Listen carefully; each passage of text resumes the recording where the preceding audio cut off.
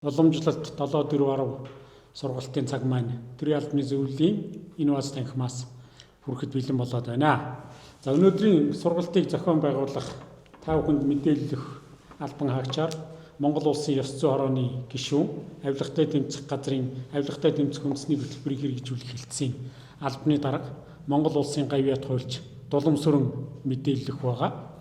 За энэ цаг хугацаанд та бүхэн бас ёс зүй чиглэлээр, ёс зүйтэй байгууллагын чиглэлээр, төрийн албан хаагчийн харилцаа хандлага, ер нь ёс зүйд хамаарлаж байгаа бүхэл чиглэлээр одоо та бүхэнд нэг цагийн турш мэдээлэл өгнө гэж ингэж ойлгож байгаа. Ингээд дэлгэцэнд Дулам Сүрэн даргаыг урьж байна. За та бүхэнд өглөөний мэнд хүргье. Өнөөдрийн ээлжид одоо сургалт хэлэлцүүлгийнхаа дугаарт ямар асуудлаар ярих вэ гэдэг хөтөлбөр хүргэгдсэн байгаа.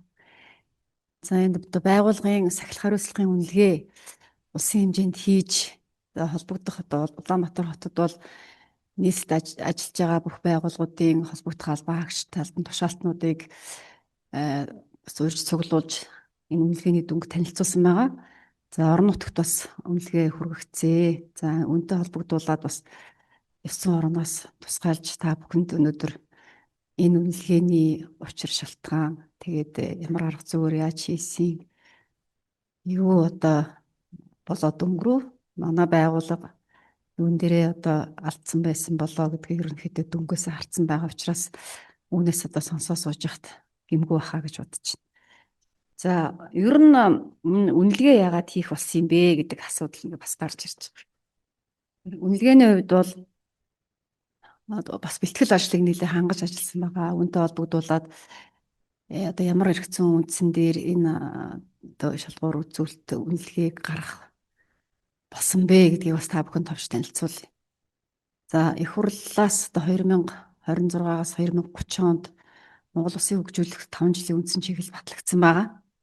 За үүнд одоо 7-3-4 дээр нь төрийн албан хаагчийн ёс зүйн хариуцлагыг нэмэгдүүлнэ гэсэн юм том зорилго чиглэл тусгагдсан.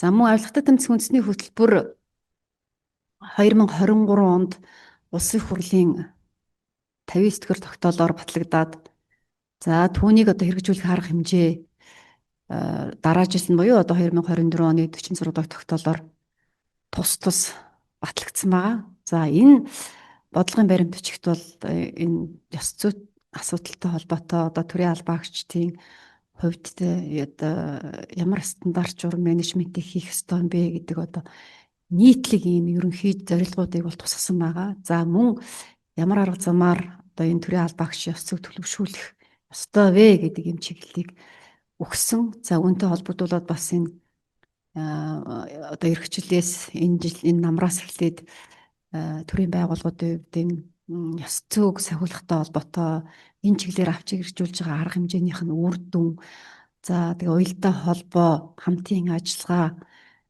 идэх санаачлах гэдэг нь бүгд орсон ийм одоо ёс зүйн индексийг бас гаргаж одоо байгууллагуудыг эренбэлж анхаарах асуудлыг нь чиглүүлж түүний мөрөөр арга одоо хэмжээ авахт нь бас дэмжлэг үзүүлж арга зүйн туслаа зөвлөмж өгөхөөр ингэж чиглээд явж байгаа. За засгийн газрын 2024-өөс 2028 оны одоо үйл ажиллагааны хөтөлбөрт бас хэдэн арга хэмжээ туссан байгаа. Төрийн албаны шинжилттэй холбоотой ёс зүйн асуудлыг одоо менежментийн сайжруулахтай холбоотой ийм зорилго дэвшиж түүний хүрээнд одоо холбогдох ажлуудыг хийж эхэлсэн байгаа. За үүнд бас ёс зүйн хэмжээг сахиулах, зөрчлийг хэн шийдвэрлэх энэ менежментийг сайжруулнаа. Ёс зүйн одоо хариуцлагын тогтолцоог нь бэхжүүлнэ. Түрүүний хэлсэн тэр төрийн албаны ёс зүйн индекс буюу одоо энэ ёс зүйн дэд бүтцийг хэрэгжүүлнэ гэсэн ийм одоо хөтөлбөрийг бид 2028 он хүртэл барьж одоо дагаж ажиллах хэрэгтэй байгаа. За мөн төрийн албан хаагчийн ёс зүйн зөрчлөөс урьдчилан сэргийлэх соён гэрэл үндэсний хөтөлбөр мөн 2024 онд батлагдсан. Улсын хурлын 27 дугаар тогтоолоор батлагдсан хөтөлбөр маань одоо 2030 он хүртэл бас хэрэгжинэ. Бодлогын баримт бичгүүд ер нь 5-10 жилээр явж байгаа гэдгийг та бүхэн мэдж байгаа.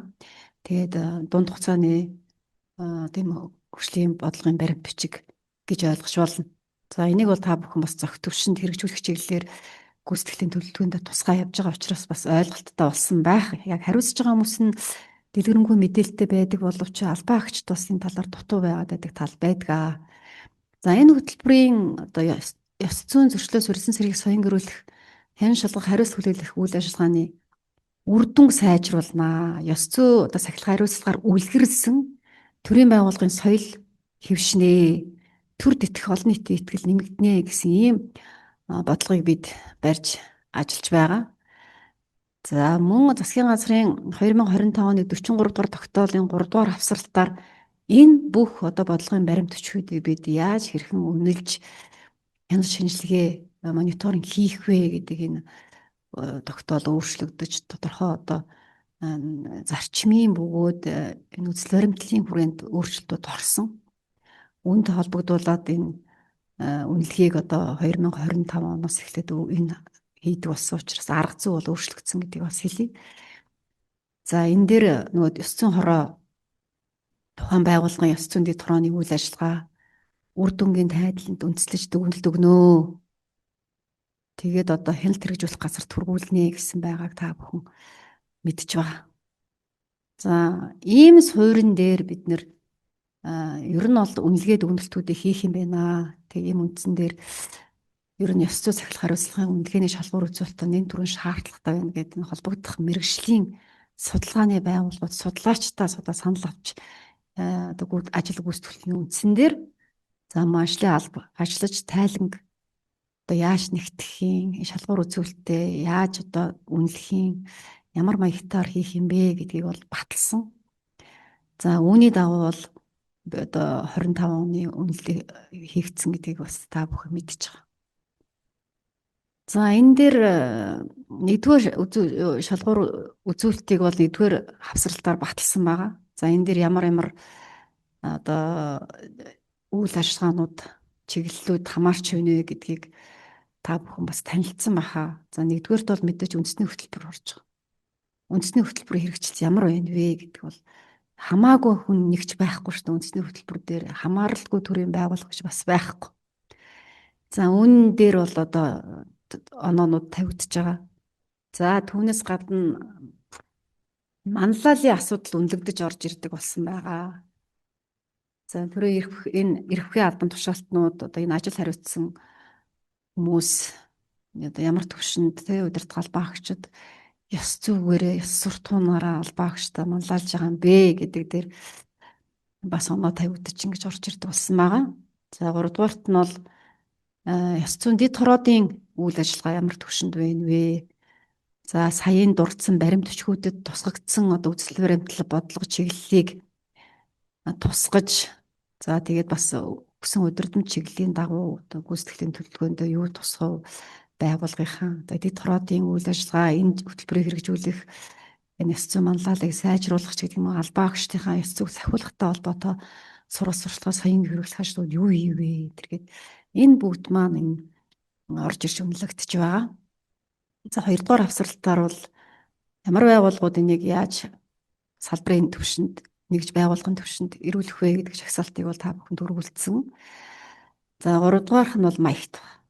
За энэ тайланг бол тэгээд түрүүний миний нэрсэн юм 3 чиглэлээр бичгээс гадна одоо дэд хорооны үйл ажиллагааны гол нь ямар үр дүн гарсан үүнээс үүдэж явуулсан үйл ажиллагааны ололт амжилт нь юу байсан юм бэ? За энэ ажлуудыг хэрэгжүүлэхэд бидэнд ямар одоо саад бэрхшээл учирч байваа?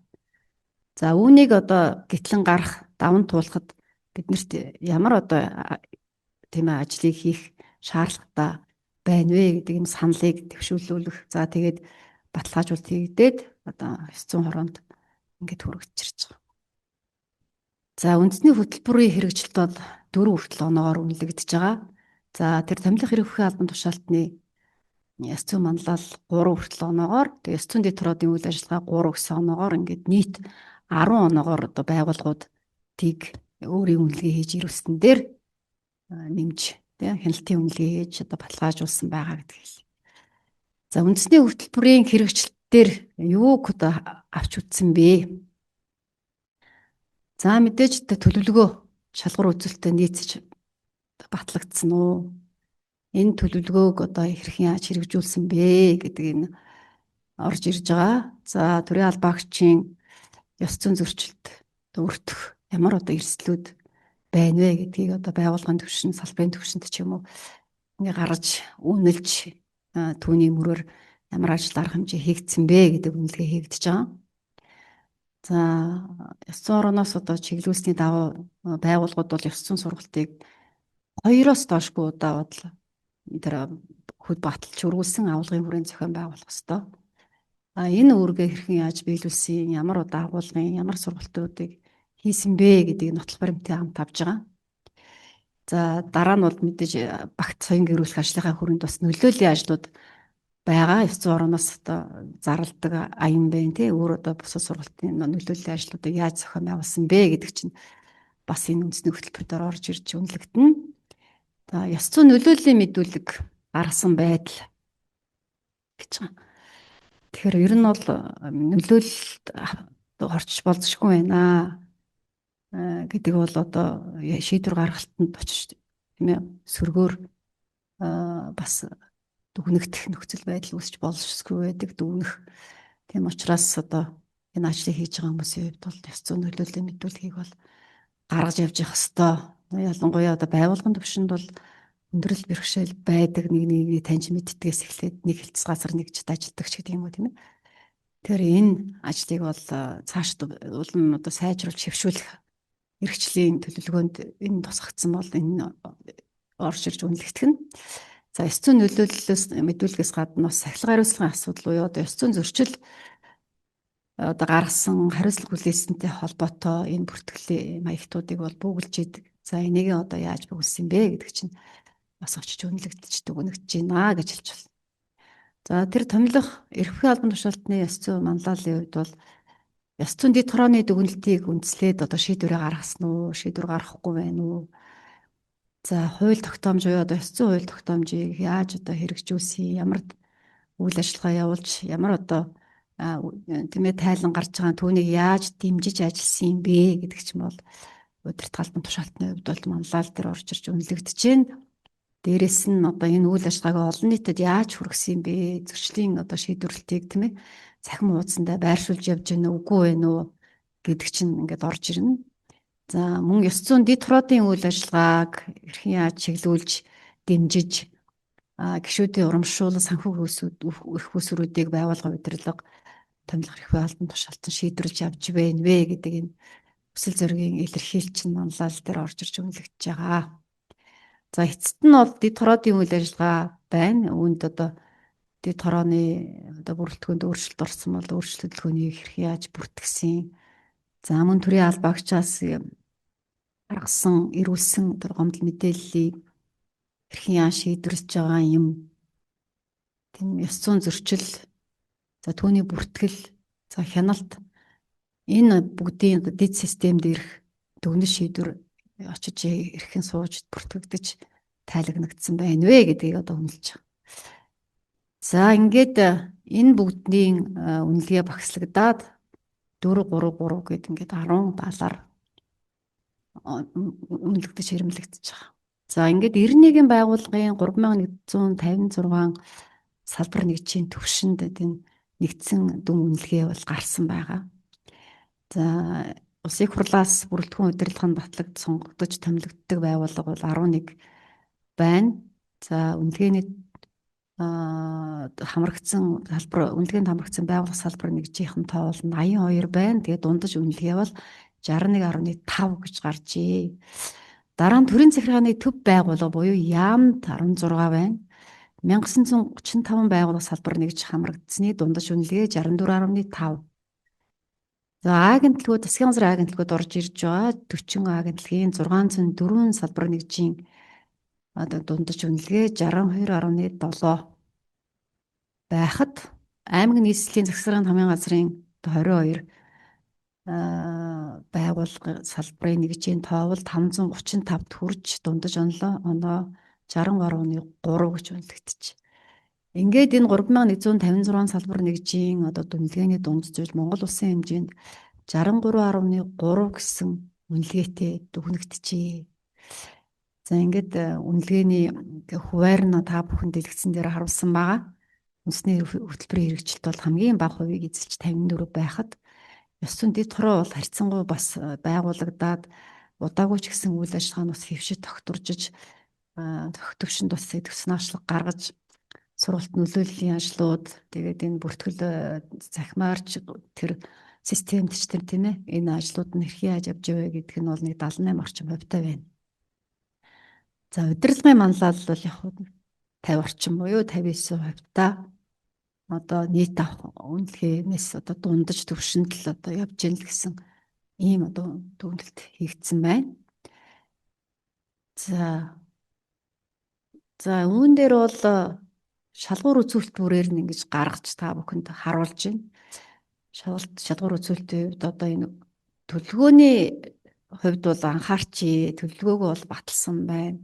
Шалгуур үзүүлэлттэйгээ нийцүүлсэн байна гэдэг бол хангалттай гэж буюу үр дүнтэй 90%-аар үнэлэгдсэн.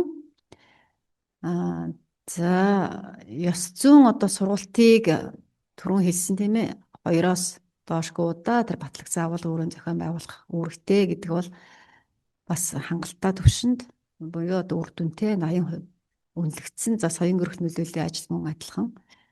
За дараа нь бол энэ ёс зүйн зөрчлийн хариуцлагын бүртгэлийн маягт бүгдсэн байдал бол яг 60 орчим хувьтай. За нөлөөллийн мэдүүлгийн асуудал бол нөгөө яг хэвшээгүй байна 20% байгаа. За хамгийн сүүлд бол ёс зүйн зөрчил бүртгэх эрсдлийн үнэлгээ хийсэн хэсэгтэр бол байгууллагууд юунаас шалтгаалж одоо энэ бага хувьтай гарсан бэ гэдэг асуудал дүгнэгдэж цаашд авч хэрэгжүүлэх арга хэмжээнд тусгах шаардлага бол харагдаж байна. 10% гэдэг бол эхлэл төдий гэж ойлгож байна. Яг нэг цөөхөн байгууллага эхлүүлжээ, хийжээ гэсэн юм утгатай байна. За энд томилох хэрэг бүхий албан тушаалтны ёс зүйн манлайлалын үнэлэх шалгуур үзүүлэлт буюу 2 дугаар хавсралтын дундаж хувийг одоо бас харуулсан байна. Ёс зүйн дэд хороодын дүгнэлтийн үндэслэл шийдвэр гаргасан уу гэдэг. За энэ бол бас боломжийн төвшөнд хангалттай үр дүнтэй хэрэгжээд явж байгаа 90%. За нөгөө хоёр одоо тэр ёс зүйн тухай хуулийг хэрэгжүүлж байгаа үйл ажиллагааны тайлан мэдээ зөрчлийн шийдвэрлэлтийн асуудлуудыг захин хуудсандаа байршиж олон нийтэд ил тод болох асуудал бол нэг эхлэл төдий хэвшээгүй 30% явж байгаа. За ёс зүйн дэд хороодын үйл ажиллагаа гишүүдийг урамшуулах тэр санхүүгийн үүсвэрийг манлайлагчийн хувьд яа шийдвэрлсэн гэдэг бол бас 30%. Ийм төвшөнд одоо төрийн одоо томилох ерхий албан тушаалтны ёс зүйн манлайлал үнэлэгдэжээ. За сүүлийнх нь бол энэ ёс зүйн дэд хороодын үйл ажиллагааг үнэлэх шалгуур үзүүлэлтийн дундаж хувь бол харьцангуй боломжийн төвшөндийг түрүүн та бүхэн харсан. Бүрэлдэхүүн хөдөлгөөний асуудал, за гомдол мэдээллийн шийдвэрлэлтийн хувьд бол одоо үр дүнтэй хангалттай гэж гарсан. За ёс зүйн зөрчлийг одоо бүртгэл хяналтын системд бүртгэж байгаа, тайлгнаж байгаа байдал бол бас хэвшижэн тодорхой төвшөнд тэгээ ер нь 80% ингэж явж байгаа. Бас тийм чамлахаар бас боломжийн үнэлгээ гэж бол үзэж байгаа. За дараа нь энэ төрийн албаагчийн ёс зүйн талаар авч хэрэгжүүлж байгаа бодлого үйл ажиллагааг хэрэгжүүлсэн байна гэдгийг саяын одоо дүгнэлтүүдээс бол харж байна. Тэгэхдээ энэ хэрэгжилтийн асуудал бол байгууллага бүр тарилцсан адилгүй юм байна. Ялгаа их байна гэдэг нь бол бас энэ дээр харагдаж байгаа. За ёс зүйн чиглэлээр авч хэрэгжүүлж байгаа арга хэмжээний хувьд бол одоо хэвшсэн байна уу, доктортой байна уу, үр нөлөөтэй байна уу гэдгийг салбарын төвшөндөө яаж анхаарч байгаа юм бэ? Нэгдсэн одоо удирдлагаар хангаж чадчихэв үгүй юу гэдэг одоо дүгнэлтийг хийхэд бол бас нэг тийм хангалттай гараагүй. Түрүүний үнэлгээнээс та бүхэн харлаа. Энэ дээр бол сайжруулах зайлшгүй шаардлага байна. За яг энэ сургууль соён гэрүүлэх ажлын төвд бол их ихтүүдийн учраас их багтаа байгаад байгаа шүү дээ. Хоёр гэдэг бол ер нь бол ёс зүйн асуудлыг сонсгож явах бол зөв. Ёс суртахууныг чиглэл тийм ээ одоо барьж байгаа хэм хэмжээ шаардлагуудаа нөгөө хуучнаар нүдлэн тогтооно гэдэг шиг нүдлэн тогтоохоос хэтрэх ёстой. Одоо энэ бол үйлдэлээрээ үлгэрлж үзүүлэх юм шаардлага бол байна. Тэгээ үүнтэй холбогдуулаад ямар одоо эрсдэл хаана маань байна вэ? Албан агчдын хувьд бол магадгүй одоо үйлчлэгээ үзүүлж байгаа иргэдийн зүгээс ч гэдэг юм уу тийм ээ. Ийм одоо ёс зүйн зөрчил гарах эрсдэл байна уу? Юунд нь анхаармаар байна вэ гэдэг энэ асуудлыг бол авч үзэж идэх санаачтай ажиллах шаардлага бол харагдаж байна. Хангалтгүй хүчин дээр үнэлэгдээд байгаа шүү гэдгийг бас хэлье. Тэгээд сургууль соён гэрэл төдий энэ ажил арга хэмжээ бол хязгаарлагдахгүй шүү дээ. Гол нь бид нар ёс зүйн зөрчил юунаас болж үүсээд байгаа гарах бол гараад байгаа болоо гэдэг одоо гарцсан зөрчлүүд дээр дүгнэлт хийхээс гадна одоо давтан гаргуулахгүй байх улсын сэргийлэх арга хэмжээ авах. Эсвэл одоо иймэрхүү одоо магадлалууд, эрсдлүүд байгаа гэдгийг бол урьдчилан тооцож бас энэ сэргийлэх арга хэмжээ, соён гэрэл ажлыг бол цогцоор нь авч үзэх шаардлага бол харагдаж байна. За үндэсний хөтөлбөрийн хэрэгжилтийг одоо хангаж ажиллахын хувьд бол байгууллагын соёл их чухал шүү дээ. Дотоод соёл тэр байгууллагын дээр одоо хэрхэн яаж хамтарч уур амьсгалаа яаж бүрдүүлж байна вэ гэдэг бол байгууллагын соёл дээр анхаарах зүйл байдаг. Энэ дээр суралт нөлөөллийн ажлуудаас гадна, манлайллаас гадна тийм ээ энэ яаж одоо энэ харилцаа хандлагын асуудлыг зөвшрүүлж төлөвшүүлэх ёстой вэ гэдэг бол байгууллагын том соёл. Энэ дээр одоо байгууллагын соёлыг яаж одоо ёс зүйн уур амьсгалыг бүрдүүлэхтэй холбоотой шинжилж, өөрчилж, чиглэж болох вэ гэдэг ийм суралт мэдээллийн ажил дутмаг байж болзошгүй гэж харж байна. Тэгэхээр одоо 2-оос доошгүй удаа гэдэг тэр сугарт батлагдсан агуулгын төвшөнд авч үзэхдээ бас ийм зүйлийг анхаарч ахын чухал юм байна гэдгийг бас хэлмээр байна. За мэдээж одоо үйлчлэгээ хүртэж байгаа иргэдийн сэтгэл ханамж ямар байна вэ гэдгийг бол байгууллага тооцох ёстой. Энэ нь одоо мэдээж шууд тэр чанар хүртээмжтэй холбоотой байдаг. Хэрэг тэр нь сэтгэл ханаж муутай тий хүртээмж нь өөрөө ч чанаргүй хүртээмжгүй байх юм бол асуудал гарах нь тодорхой. Тэр энэ дээр одоо агс дэвшил гаргах шаардлага харагдаж байна. Яг суурь бол бид нар тавьчлаа. Одоо ажиллаж эхлэх цаг нэгэнд болжээ. Идэх санаачлах хэрэгтэй байна гэдэг нь одоо энэ дүгнэгдсэн гэж харж байна. За мөн үрдөнгийн хувьд бид нар юу олж харсан бэ? Байгууллагуудын 3156 байгууллага яг 63.3 үнэлгээ авч. Үүн дээр ямар ололт амжилт байв, ямар бэрхшээл тулгарв. Тэр үрдөнгийн хувьд бол төрийн албаагчийн ёс суртахуун, ёс зүйн талаарх ойлголт мэдлэг бол өөрчлөгдсөн, хандлага ч гэсэн өөрчлөгдсөн. Энэ нь бол мэдээж дэд хороодын үйл ажиллагаа бас зөвхөн төвшөнд, байгууллагын төвшөнд ч хурж эхэлсэн байна. За иргэдэж бас ойлгож мэддэг болцсон байна. За ёс зүйн зөвлөгөөж хуучин байсан бол одоо ёс зүйн дэд хороо болцсон байгууллагууд дээр ажилладаг болцсон юм байна. Тэр хүмүүсээ чи одоо бас ингээд байгууллагын албаагчид нь өөртөө шудраар сонгож ингэж гаргаж ирсэн байдığım байна. Тэгээд ер нь ёс зүйн асуудал ч одоо энэ юм биш те сахилган энэ юм байна. Одоо захиргааны асуудал нь тэр юм байна гэдгийг бас зөвхтөвшөнд ялгаж салгаж ашиг сонирхлын зөрчлийн асуудал бол өөр тийшээ явдаг юм байна. Ёс зүйн асуудал бол манай ёс зүйн дэд хороон дээр улмаар цаашаага ямар байгууллага дээр тий очиж хянагдахын тэр төвшөндөө явдаг юм бэ гэдгийг бол ойлгож мэддэг болоод албан хаагчдын ч гэсэн энэ талаарх мэдлэг бол дээшилж мэдээлэлээр хангагдаж явж гин гэдэг нь бол үр дүн болж харагдаж байна. Өөрөлдвөл одоо байгууллагад итгэх хэрэгтэй итгэл зохитөвшөнд нөө хяналттай болсон шүү. Би энэ хүнийг надад одоо сэтгэл ханамжгүй, чанаргүй, хүртээмжгүй үйлчлэгээ үзүүлэх юм бол эсвэл надтай зөв бусаар харьцах, ёс зүйн хууль заасан байгаа шаардлага хэмжээнүүдийг бас дагаж мөрдөөгүй байна гэдээ одоо тэрийг судалсан, мэдсэн юм иргэд бол бас олчирч албаагч ч гэсэн түүнийгээ баримталж ажилладаг болж байгаа ийм асуудалтай холбоотой гэж дүгнэж байна.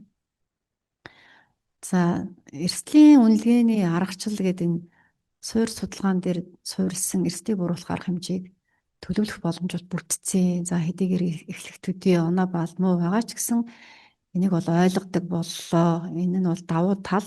Тэгэхээр энэ одоо 2026 онд 25 оны дүн гарахад байгууллагууд одоо тэр ёс зүйн эрсдлээ зөрчилд өртөх ямар одоо эрсдлүүд байгаа тэр бүгдээ сэргийлсэн байгууллагын соёл гүйцэтгэлийн төлөвлөгөө, байгууллагын соёлыг дээшлэхтэй холбоотой арга хэмжээ энтерт нь бол орцсон иргэдийг одоо мэдээлэлээр хангах, албан хаагчтай энэ төвшөнд сургуульд ойлголт мэдлэгийг нэмэгдүүлэх одоо энэ ажлыг хийхэд бол чухал одоо суурин тавигдаад чиглэл нөгөгдсөн гэж хэлж байна.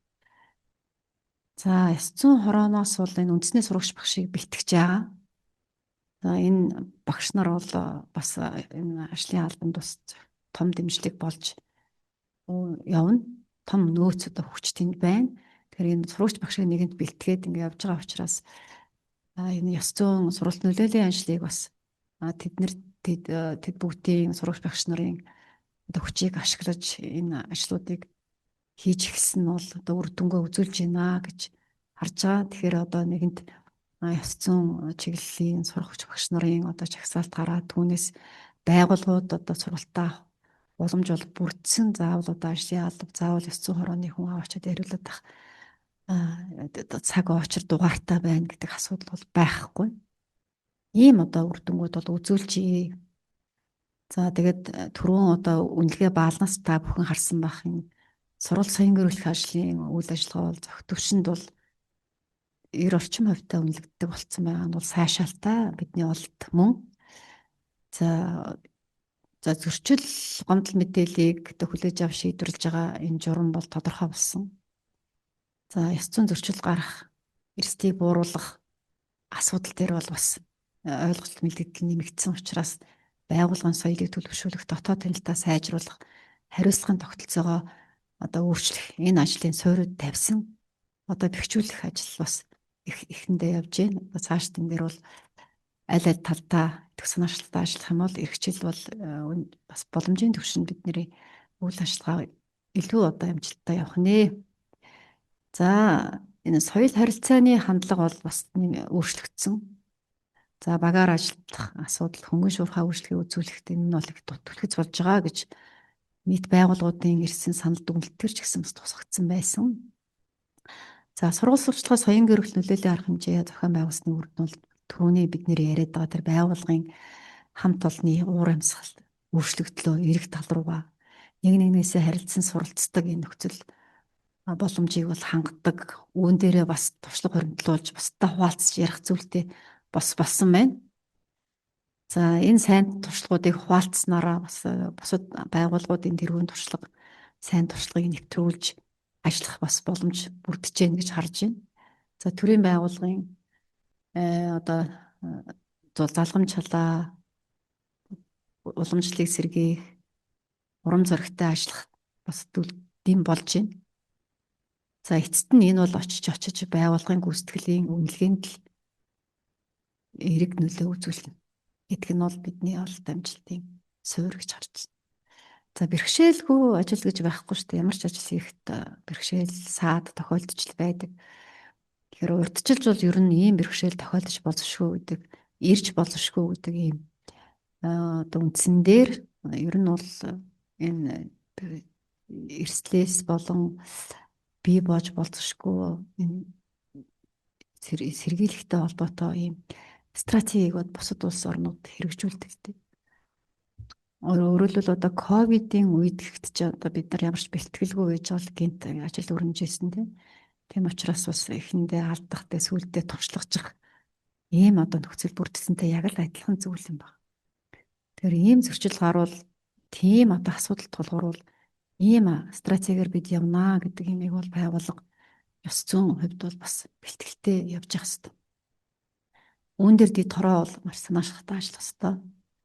Тэгээд яг нөгөө үндсэн ажлынхаа зэрэгцүүлж одоо хийдэг ийм ажил учраас бол хүндрэл учирж байгаа. Цаг хугацааны хувьд ч тэр нэ ачааллын хувьд ч тэр. Тэгээд нөгөө төгөөр бас нөгөө тэр ажиллаж байгаа ёс зүйн дэвтроонд ажиллаж байгаа хүмүүсийн доктортой ажиллах байдал бас сүүлийн үед бас уур хандлага бол харагдаж байна гэж дүгнсэн.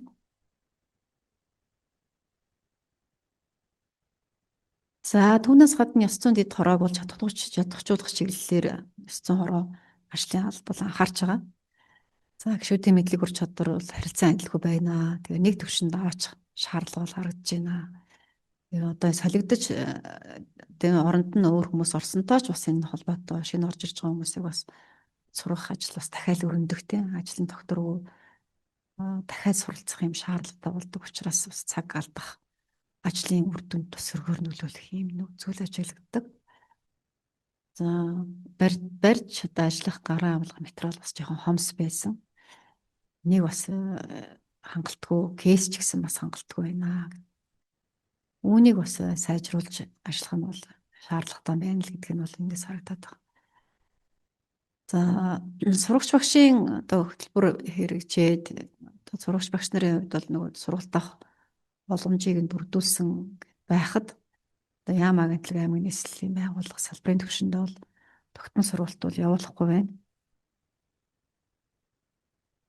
Чадахгүй байна. Тэгвэл яг нөгөө нийт массаараа яваад өгж байгаа учраас маань одоо оноо балан дэше гарч ирсэн боловч энэ бас тийм хангалттай түвшинд сургалт багшийг ашиглаж чадахгүй байна гэж ингэж гарч ирж байгаа. За дараагийн хүндрэл бэрхшээл бол энэ төсвийн асуудал байгаа.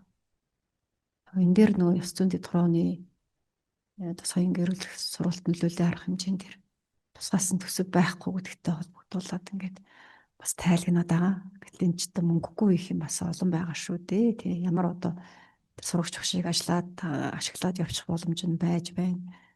Тэгээд өөр одоо янз бүрийн асуудал байна. Одоо онлайнаар хийх ч гэдэг юм уу.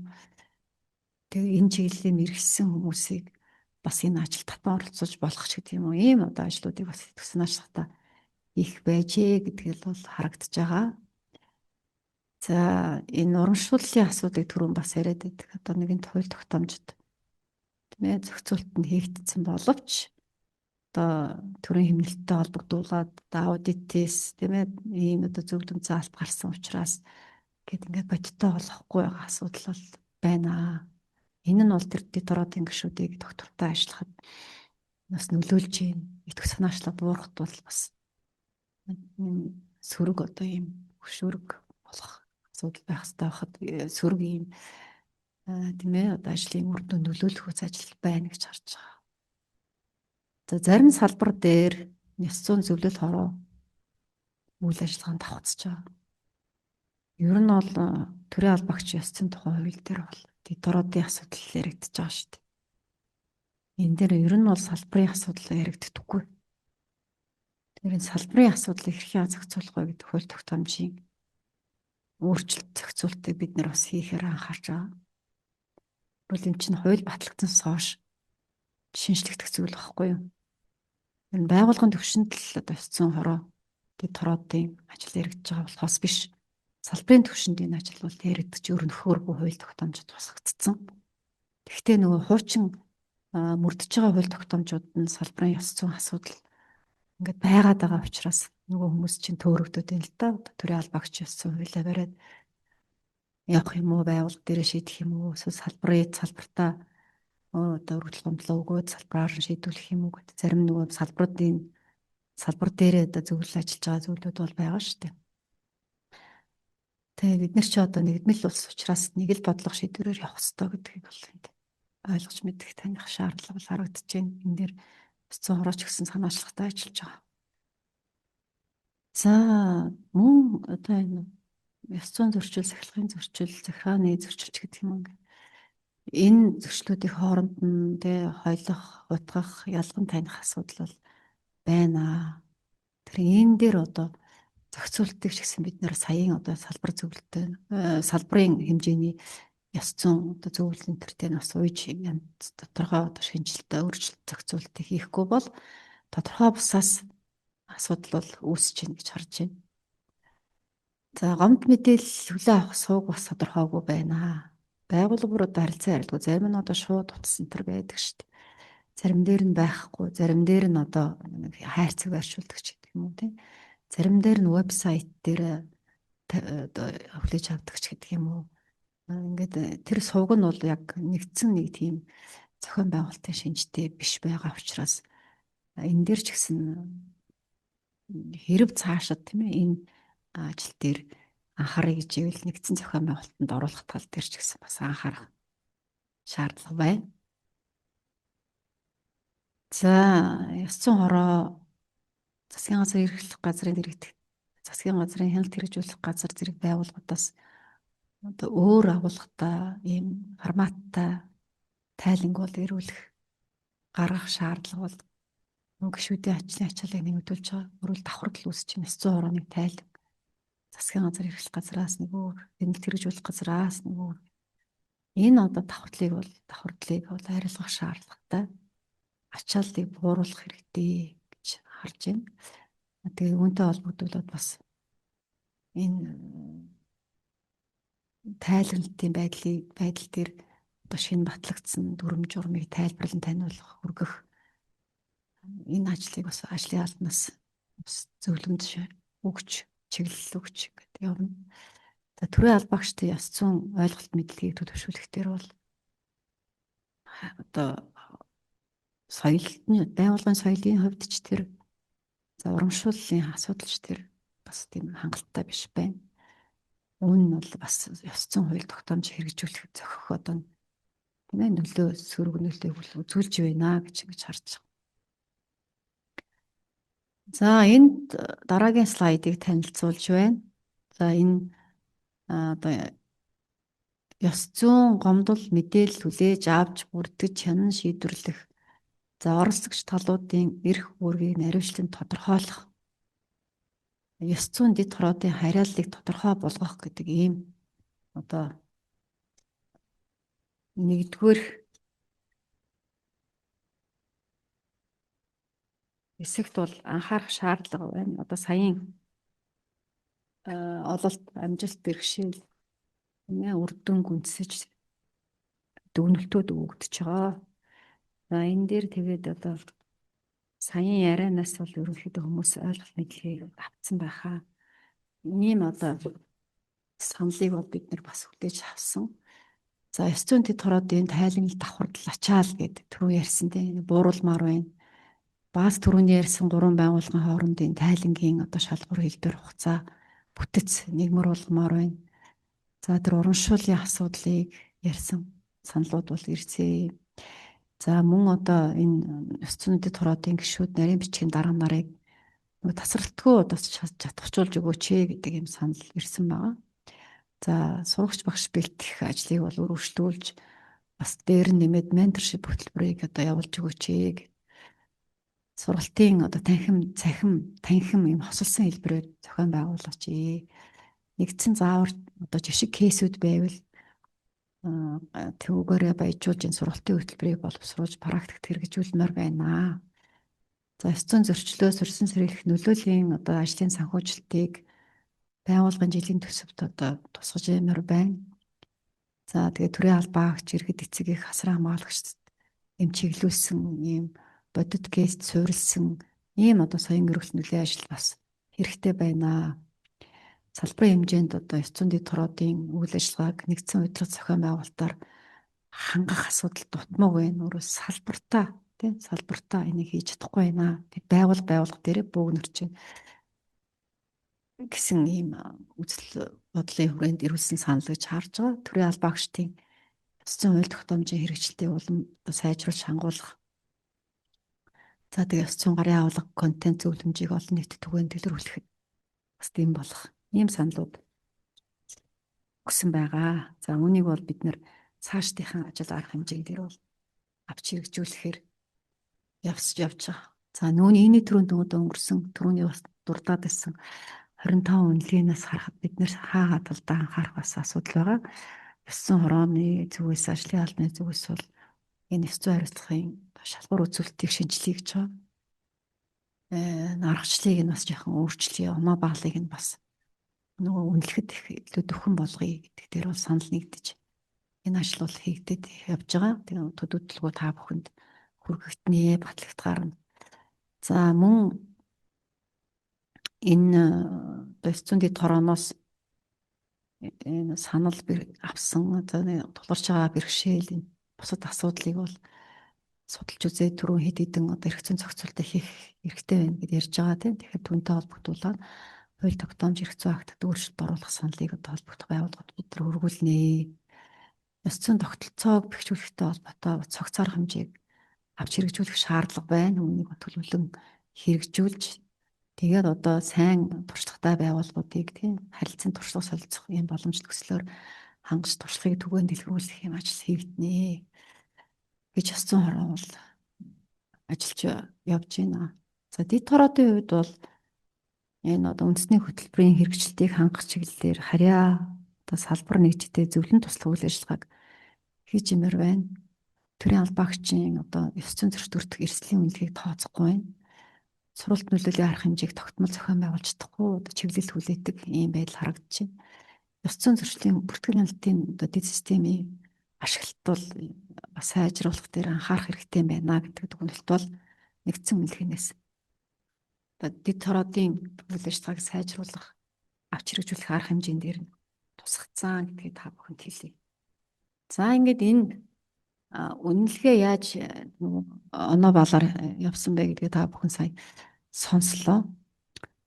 Тэгээд одоо юу бид нар хийцэн, ямар үр дүнтэй, олд амжилттай явсан, ямар хүндрэл бэрхшээл байна, түүний гатлан давахын хувьд ёс зүйн ороо юу хийх ёстой байна, дэд тороо юу хийх ёстой байна гэдэг ийм чиглэлийг бол энэ холбоотой чалгуур үзэлттэй холбоотой мэдээллийг та бүхэнд хүргэлээ. Тэгээд та бүхэн одоо асуулт байвал асууж болно. За түүнээс гадна саналаа манай энэ чат дээр үлдээж болно.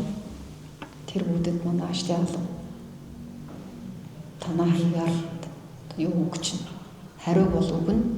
Тэгэхээр энэ саналууд бичигдсэн байгаа саналуудыг манай ажлын алга бүдэнд бүртгэж авсан. Тэгээд энэ хариуг бол тухай бүрдэн хүргэнэ гэдгийг бас хэлээ. Тэгээд аваагүй хүмүүс бол энийг авч болно. Бас PPT-г авч болох уу гэсэн мэт PPT-г хургуулах юм дээ. Хургуулна. PPT-г хургуул чинь. За тэгээд тэр гомдол мэдээллийг заавал бичгээр авах юм уу? Ямар утсаар одоо гаргасан гомдол гаргаж болох юм бэ гэж байна. Ийм юу ирсэн байна. За сурагч багшийн сургалтад хамрагдах гад 2 удаа хүсэлт явуулчаад шийдвэрлэгдэхгүй үлээгдэж байна гэсэн байна. 25-26 онд хандсан байна. Тэгээд энэ бүдийг тантай холбогдоод иргэд хариу өгнө гэдгийг бас хэлье. За тэр дэд тороодын тайлан мэдээ одоо ямар байгууллага аймаг дээр нэгтгэх юм бэ? Шууд ёс зүйн хороонд явуулах уу гэдээ асуусан байна. Тэгэхээр энэ талаар бас тусдаа бас та бүхэн мэдээлэл хүсэж байгаа юм байна гэж ойлголоо. Нэгдсэн ойлголтод хүрээгүй юм байна. За бүртгэлийн системийг яаж ашиглах вэ? Сургалт авмаар байна гэж байна. Энийг бас бүртгэж аваад одоо сургалт хийх шаардлагатай чиглэлүүдийг гаргаад та бүхэн сургалт хийн. Тэгээд энэ бусад асуултууд дээр бас ингэж анхаарнаа. Тэгээд энэ ёс зүйн дэд тороодын ажил гээд удирдлагад орхигдуулдаг хамтарч ажиллах байгууллагуудын соёлын асуудал дээр анхаармаар байна. Өсөг мөнгөтэй болгомоор байна. Нөлөөллийн одоо гай ажлуудыг зохион байгуулах гэхээр ерөөсөө урамшуулмар өндөр байхгүй учраас одоо асуудалтай ажиллаж чадахгүй байна. Урамшуултаа бол ажиллах гээд байна. Дэд хорооны гишүүдээ чадахжуулах сургалт явуулаач гэсэн байна. За энэ хүмүүсийн одоо энэ ёс зүйн дэд хорооны гишүүд танхимын сургалтанд хамрагдах шаардлага өдрөөс өдөрт нэмэгдэж байгаа юм байна. Тэгэхээр энэ танхимаар сургалт хийх чинь одоо бас нөгөө Улаанбаатар нийслэлийн хэмжээнд бол бас боломжтой боловч орон нутгийн түвшинд нөгөө хүмүүсийг танхимаар хийх гэдэг дээр яаж зохион байгуулалтанд оруулах вэ гэдгийг дээр бас бид анхааръя. Түүний саналыг ингээд хүлээж авлаа. Танхимын сургалтанд хамрах талаар хэд хэдэн саналуудын доор бичигдсэн байна. За тэгээд энэ бүгдийг бол бүртгэж аваад ямар чиглэлээр саяын захим ашиглах гэдэг юм уу, дэд тороодын чадахжуулах гэдэг юм уу, ямар одоо зүйлийг танхимаар арга гэдэг дээр бол бас ангилж төрөлжүүлээд та бүхэн чиглэлээр төрүүлэх бас боломжийг ёс зүйн орон дээр хийж аваад ажлын албанаас ханднаа. Тэгээд ер нь бол дэд тороодын гишүүдийн сургалтын саналууд их ирсэн байна. Тэгээд урамшууллын төрөний миний ярьсан тэр нөгөө акт тавигддаг энийг одоо хэрхэн зохицуулах вэ гэсэн байна. Тэгээд бид нар одоо өөрсдөө сайн чадахчмаар байна. Өөрсдөө чадахчаагүй байна. Дэд хорооны гишүүн бий. Тийм болохоор өөрсдөө мэдэхгүй яаж хүмүүст юм заах вэ гэсэн байна. Тийм ээ тэрийг бас анхааръя. Тэгээд танхимын сургалт ер нь илүү өргөөжтэй байдаг гэдэг дээр бол хүмүүс ингээд доор бас бичсэн байна. Сургалт бол нэм төргөний асуудал байна. Сум орон нутагт одоо нэгдсэн тийм ёс зүйн дэд тороотой болмоор байна. Урамшуул өгмөр байна гэдэг дээр бол бичсэн байна. За сурагч багшийн сургалтанд хамрагдах хүмүүс бас байдаг юм байна. Оюун бэлгээ тэр саналыг чинь хүлээж авлаа юм. Аян руу чинь хариу ханднаа. За тэр Сүхбаатарын төвшин ширээ ЭБС-с хүн оролцож байгаа. Би санал биш юм наа. Ёс зүйн дэд тороо ажил зохион байгуулах гэхээр төсөв байхгүй бол ингээ яг л адилхан өндөрлүүд ингээ бичигдчихээ түрүүний ярьсан тийм ээ. Тэгээд суралт BBT өгнө. За ийм одоо саналууд та нар бичсэн байна. Тэгээд төсвийн асуудал байна, сурагч багшийн асуудал байна, сургалтын асуудал байна, дэд систем захимын асуудал байна. Тэгээд тэр 5-6 хүнтэй байгуулга ёс зүйн дэд тороотой байж болох уу гэд бас мэдгэдэггүй ойлголт бас жигдрээгүй байгааг харуулж байна. Хариу тэрэн дээр бас өгөх юм биш үү? Урамшууллын тал асуудал аудитыг ингээд бичээд юм. Сургалт л гээд байгаа юм байна да. Ер нь бол тэгээд хүндрэлүүд бол адилхан байгаа л гэж юм. Давхардуулаад яах вэ гэж юм. За баярлалаа. Маш сайхан сургалт байна. Мэдээлэл өгсөн баярлалаа. 5-6 хүнтэй ёс зүйн хороо хаана байгуулагдах вэ гэд манай ажлын албаны дараа Ганбаатар хариулнаа. Яг систем ашиглалттай холбоотой тусгайлсан сургалт бол бид нар явуулна гэж төлөвлөөг байгаа. Өөрөөр хэлэх юм бол системд нэвтэрч орохт нь манайх эрхийг олгохдоо үндсэндээ сургалтаа хийчих байгаа гэсэн үг. Нэвтэрч орох эрхийг олгоод тэгээд цаашаа бүртгэлээ хийх, материалаа оруулах, тайлгнах энэ бүх үйл ажиллагаа бол системээр явагдаж байгаа. Тийм учраас манайхан системдээ маш сайн мэдээлэл оруулах юм бол үндсэндээ бол тайланч нь баг системээр гарчхийн нөхцөлийг одоо бүрдүүлээ явж байгаа. За ёс зүйн хорооны EC-Gov CGM-ийн хаяг байгаа. За 26 60 21 гэсэн дугаараа утас байна. 26 60 22 26 60 23 гэсэн юм эдгээр утсуудаар бол холбогдох юм боломжтой. Тэгэхээр энэ дээр манайхан бол утсаа тавьчаа. За Ганбаатар даргад баярлалаа. Тэр Энти аймгийн Мөрөн сумын соёлын төвөөс асуугаад байна л да. 24 онд 5-6 хүнтэй албан хаагчтай байгуулгад ёс зүйн хороо байгуулж болно гэд байсан. Болохгүй гэсэн. Гэтэл аймаг болохоор зэрэг болно, байгууллага болгон ёс зүйн хороотой байх ёстой гэд байдгаа. Энэ дээр тайлбар өгөөч гэсэн байна. За түрүүн би анхны асуултаар бол хариулсан гэж ойлгож байгаа. Ер нь бол цөөхөн албан хаагчтай байгууллага дээр бол ёс зүйн дэд тороо байгуулах шаардлагагүй. Тухайлх юм бол тэр байгууллагын томлох эрхээ албан тушаалтан ёс зүйн дэд торооны чиглэлээр хэрэгжүүлээд сургалт соён гэгэрүүлэх үйл ажиллагааг болон ёс зүйн гомдлыг өөрөө хүлээн аваад хянаж шийдвэрлэх юм одоо боломжийг төрийн албаагч ёс зүйн тухай хуулиар бол олгосон байгаа. За түрүүн бас энд бас зарим аудитын газраас ч хүмүүс сууж байна. Урамшуулттай холбоотой олон асуултууд байгаа. За ёс зүйн хороо урамшуулттай холбоотой өөрөө журмаа гаргасан байгаа. За Монгол Улсын төрийн албаагч ёс зүйн тухай хуулийн 13 дугаар зүйлийн 4-р зүйлд ёс зүйн дэд хорооны гишүүдийн баталгаа гэж бүр хуулинд заасан байгаа. Үүнийг бол одоо бас ингэж говьлон ойлгож болохгүй. Энэ хууль заасан урамшууллыг тухайн байгууллага дээр тэр цалингийн сан, тэр цалин урамшуул олох тэр боломж нөхцөл байдаг бол төсөвтэй зохицуулаад тухайн байгууллагын удирдлага шийдвэрлэх юм өөрөө үүрэгтэй байж байгаа. Энэ дээр бол би яг аудитын байгууллага акт тавьсан гэж одоо бодохгүй байна. За энэ чиглэлээр бол хэрвээ тийм одоо акт дээр тавигдсан байдаг бол түүнийг илэрхийлэх хэрэгтэй. Ер нь манайхан акт тавих гэж тавьж байна гэж ингэж яриад байдаг. Яг бодтойгоор тавьсныг одоо бид бол одоо авч үзээгүй байгаа. Ер нь бол хуулинд заасан урамшуулал гэдгийг бол маш сайн ойлгох хэрэгтэй. Урамшууллын чиглэлээр албан бичиг ирүүлээч тэгэхгүй бол янз бүрээр ойлгогдоод байна гэсэн нэг юм санал маягийн зүйл байна. 4 хүнтэй байгууллага ёс зүйн дэд тороо байгуулахгүй гэдгийг тамгын газар ч юм уу дээд байгууллага руу чиглэл өгөөч тэгэхгүй бол дээд байгууллага ёс зүйн дэд тороогоо байгуулахгүй яагаад байгаа юм бэ гэдэг асуудал яриад байна гэн. За сая ерөнхийд нь Ганбаатар дарга хариулчихсан. Тэгэхээр зэрэг ёс зүйн дэд torooны хэрэгжүүлэгчийг үүргийг нэгдүгээрт нь тухайн байгууллагын томлох эрхүй албан тушаалтан өөрөө хэрэгжүүлдэг байгаа. За хоёрдугаарт нь бол албан хаагчдынхаа тоо бүрэлдэхүүнээс хамаарат ёс зүйн дэд тороог байгуулад явдаг байгаа. Мэдээж 4 хүнтэй байгууллага дээр ёс зүйн дэд тороо байгуулна гэхээр 3 хүнтэй байгуулах болох байх л та. Тэгээ 3 хүн ёс зүйн дэд тороо болчоороо яаж ажиллах вэ гэдгийг та бүхэн бас дор бүрдээ ойлгож ажиллаарай. Заавал энэ болохгүй боломжгүй гэдэг юм уу ийм зүйлүүд дээр бол заавал хариу авах гэдэг юм аа гэдэг зүйл байж байна. За ёс зүйн дэд хорооны гишүүдээс юм бах та ёс зүйн сургагч багш бэлтгэх гэхээр төлбөртэй байх юм аа төлбөргүй байж болдгүй юм уу гэсэн асуулт байна. За ёс зүйн хорооноос бол ёс зүйн сургагч багшийг бэлтгэхдээ төлбөргүй бэлтгэж байгаа. За ёс зүйн дэд хороодыг чадваржуулах сургалтыг бол байгууллагын захиалгаар удирдлагын актад төлбөртэй зохион байгуулж байгаа. Энэ бол ёс зүйн сургагч багш биш юм аа. Энэ бол зөвхөн ёс зүйн дэд хорооны гишүүдийг байгууллагын захиалгаар нь чадваржуулах юм сургалт байгаа. За энэ ёс зүйн дэд хорооны дүгнэлтийг үндэслээд эрх бүхий албан тушаалтан хариуцлага ногдуулсан тушаал гаргахгүй өнгөрөөд байна гэж байгаа. За энэ дээр бол хяналт тавих үүрэг манай ёс зүйн дэд хороо болон ёс зүйн хороонд байгаа. За энийг бол бид нар аль болох ёс зүйн дэд хороо дүгнэлт гаргасан бол хариуцлага ногдуулахгүй байна гэдэг бол өөрөө энэ хууль зөрчсөн үйлдэл. Төрийн албан хаагч хууль заасан үүргээ хэрэгжүүлээгүй бол гэдэг үндэслэл өөрөө энд бол хамаарнаа. За сая бол манай ёс зүйн хорооны гишүүн Дулмсрын бол та бүхэнд мэдээлэл дээр бол тодорхой илэрхийлсэн байгаа. Ёс зүйн сахилгын хариуцлагын үнэлгээний нэг гол заалт бол удирдах албан тушаалтны ёс зүйн манлайлал байгаа.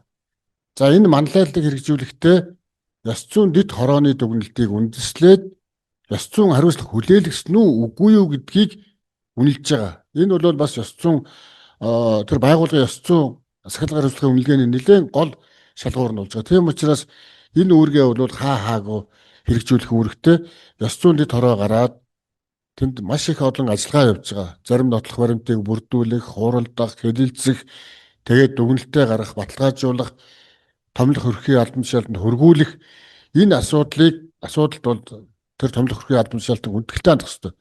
Тийм учраас ёс зүйн дэд хороо өөрөө хараа тусаар байгуулагдана, хараа тусаар чиг үүргээ хэрэгжүүлнэ, томлох хөрхийн албан тушаалтанд өөрөө шаардах хэрэгтэй. За ёс зүйн дэд хорооны гишүүн ёс зүйн зөрчилтэй холбоотой шалгалт хийчгээд тэр шалгалтын ажиллагаанд дотоод хяналт хийж дүгнэлт гаргаж болох юм уу гэсэн асуулт байна. Говь сүм аймагаас сус. Энэ бол ингээ процесс асуудал болоо явчлаа. Тэгэхээр өөрөө тэгж дүгнэлт хийхгүй. Ганцаараа дүгнэлт хийхгүй. Ёс зүйн дэд хороо бол үндсэн үйл ажиллагаа бол хуралдаан. Ёс зүйн дэд хороо хуралдаанаараа хэлэлцээд нэгдсэн олонхын саналаар дүгнэлтээ гаргана гэсэн үг. Ёс зүйн зөрчил гаргаагүй гэсэн юм хоёр л дүгнэлт гаргана шүү дээ. Тэгэхээр аль нэгийг л гаргана, тэрний алинд нь хамаарч гагцгүй нэг гишүүн бол тэн дээр дүгнэлт гаргахгүй шүү. Урамшууллын чиглэлээр албан бичиг ирүүлээч тэгэхгүй бол янз бүрээр ойлгогдоод байна гэсэн нэг юм санал маягийн зүйл байна. Дөрвөн хүнтэй байгууллага ёс зүйн дэд хороо байгуулахгүй гэдгийг тамгын газар ч юм уу дээд байгууллага руу чиглэл өгөөч тэгэхгүй бол дээд байгууллага ёс зүйн дэд хороогоо байгуулахгүй яагаад байгаа юм бэ гэдэг асуудал яриад байна гэн. За сая ерөнхийд нь Ганбаатар дарга хариулчихсан. Тэгэхээр зэрэг ёс зүйн дэд хорооны хэрэгжүүлэгчийн үүргийг нэгдүгээрт нь тухайн байгууллагын томлох хэрхүү албан тушаалтан өөрөө хэрэгжүүлдэг байгаа. За хоёрдугаарт нь бол албан хаагчдынхаа тоо бүрэлдэхүүнээс хамаарат ёс зүйн дэд хороог байгуулж явдаг байгаа. Мэдээж дөрвөн хүнтэй байгууллага дээр ёс зүйн дэд хороо байгуулна гэхээр гурван хүнтэй байгуулах болох байх л та.